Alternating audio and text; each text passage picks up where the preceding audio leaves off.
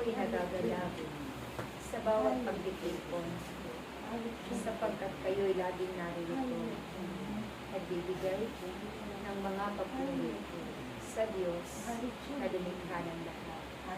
Ako na inyong inang Maria ay kasama ninyo sa bawat panalangin sa araw-araw.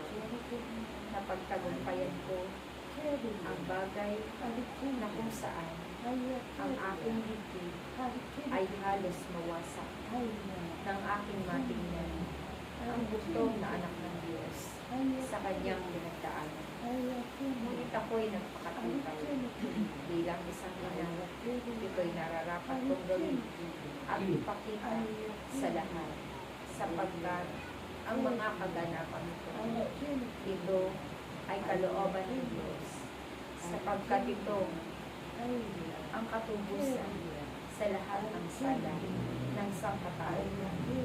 Kaya't kayo aking anak, sa inyong paglilingkod, patuloy kayo at huwag huminto. At huwag ninyong iisipin na kayo'y pinababayaan ng Diyos sa tuwing kayo'y mayroong pinagdaraan ng soberan, sapagkat ito lamang ay isang pagsubok na mayroong kapahintulutan na nagmumula sa Diyos. Ngunit kailanman kayo'y hindi niya iniiwan. Kayo'y patuloy niyang gagabayan, katulad ng paggabay niya sa akin. Habang ako ay patuloy na naglilingkod, ako'y kanyang nilinaw at hindi niya pinalinipan.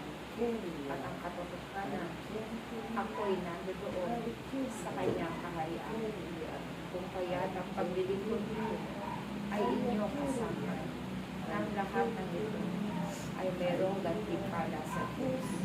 Patuloy kayong gumawa ng mabuti habang kayo'y naririto sa sanglibutan ito, sapagkat aanihin ninyo ang buhay na walang hanggan, at ang bawat mabuti na inyong ginagawa ay may kalakis na gantimpala.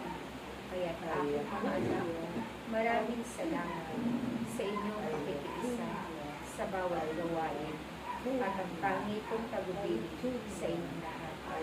Habang kayo'y may buhay, habang kayo'y naririto, gugulin mo ito sa paglilingkod sa Diyos.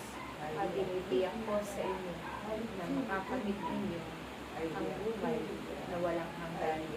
Makakasama ninyo ang mga banal, ang mga anghel sa kalangitan, kung kayo ay magpapatuloy sa paggawa ng kabutihan nito sa sanlibutan. Naway, damhin ninyo ang presensya ng Diyos sa bawat araw na gawain na inyong pupuntahan, upang kayo ay kanyang panahanan. Ako ang inyong inang Maria, hindi ko kayo kababayaan, at patuloy ko kayong ipapadalangin sa harapan ng Diyos. Maraming salamat sa ating pagtulungan. Praise God.